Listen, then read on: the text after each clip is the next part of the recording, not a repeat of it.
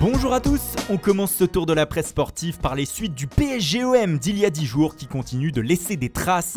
Hier, Ángel Di María a été convoqué devant la commission de discipline afin de s'expliquer après son crachat en direction du défenseur central de Marseille, Álvaro González. Et pour ce mauvais geste, l'Argentin a été sanctionné de 4 matchs de suspension. 4 matchs seulement, écrit le Parisien ce matin, qui se rend bien compte que le joueur du PSG l'a échappé belle.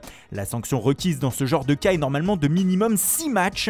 La semaine prochaine, ce sera au tour de Neymar et Álvaro González d'être convoqués par la commission. Mais là, les faits sont encore plus graves. Les deux hommes sont accusés d'insultes racistes et homophobes pour le Brésilien. Si cela venait à être prouvé, les sanctions pourraient être plus lourdes.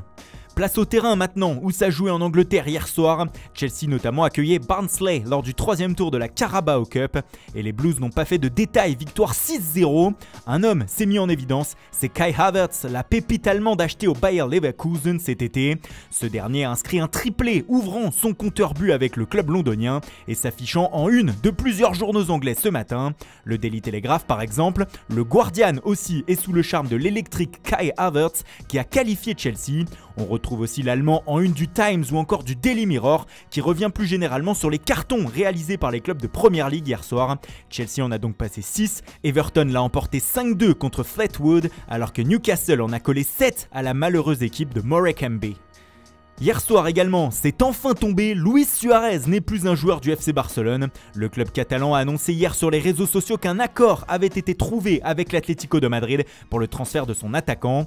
Ce dernier est envoyé à Madrid contre 6 millions d'euros. Ce matin, la presse catalane lui rend hommage et lui dit adieu, comme ici Mundo Deportivo. Suárez fera une conférence de presse d'adieu ce midi à Barcelone avant d'être présenté demain à l'Atlético. Le retentissement de son transfert a eu des échos jusque dans son propre pays, en Uruguay. Ce matin, le journal Ovation lui dit bonjour et se réjouit déjà du duo qu'il va former avec El Cholo, Diego Simeone, l'entraîneur des Colchoneros. Mais même si Suárez s'est enfin trouvé un club, son transfert avorté avec la Juventus continue de laisser des traces. Pas parce que le club est en colère contre lui, mais à cause de ses accusations de tricherie lors d'un examen d'italien afin d'obtenir le passeport du pays. Ce matin, les journaux italiens sont encore en boucle là-dessus, et pour cause. Selon le Corriere dello Sport, une enquête pour corruption de l'université de Pérouse pourrait être ouverte dans les prochains jours. Le média écrit que l'on passe d'une affaire au chaos pour Suárez. Selon la Gazzetta dello Sport, ce cas pourrait avoir des répercussions sur la Juventus. En effet, des écoutes téléphoniques mettraient en accusation le directeur sportif de la vieille dame, Fabio Paratici. A-t-il forcé l'université de Pérouse à donner cet examen à Suárez? Toute la lumière devra être faite là-dessus. En tout cas, le club se défend ce matin en une de Tuttosport. L'avocate de la Juve, Maria Turco, indique qu'il n'y a aucun rapport avec le club turinois dans cette affaire. Nous n'avons jamais demandé de traitement de faveur, dit-elle. La Juventus va devoir sans doute le prouver. Autre information à la une de Tuttosport ce matin, elle concerne le mercato de l'Inter.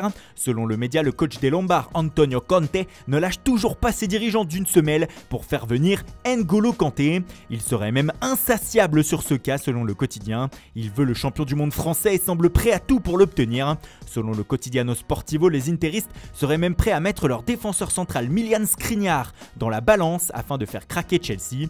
Mais cela s'annonce compliqué, Frank Lampard répétant sans cesse qu'il souhaite garder son milieu de terrain cette saison.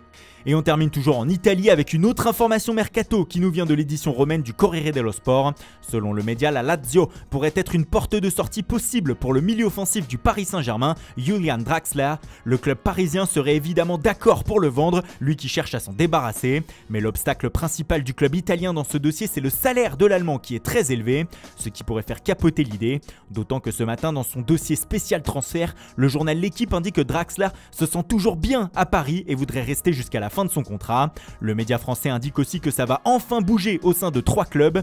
Paris donc qui pourrait recruter Tiemoué Bakayoko au milieu de terrain. Lyon qui devrait acheter la jeune pépite Facundo Pellistri et pourrait tenter d'arracher Lucas Paqueta à l'AC Milan tout en vendant Jeffrey Adelaide qui veut partir au Stade Rennais. Bref, autant de dossiers chauds qui vous obligent à rester connectés sur Foot Mercato. Voilà, c'est tout pour ce matin. Merci pour votre fidélité. Bonne journée à tous et rendez-vous dès ce soir pour un nouveau journal du Mercato.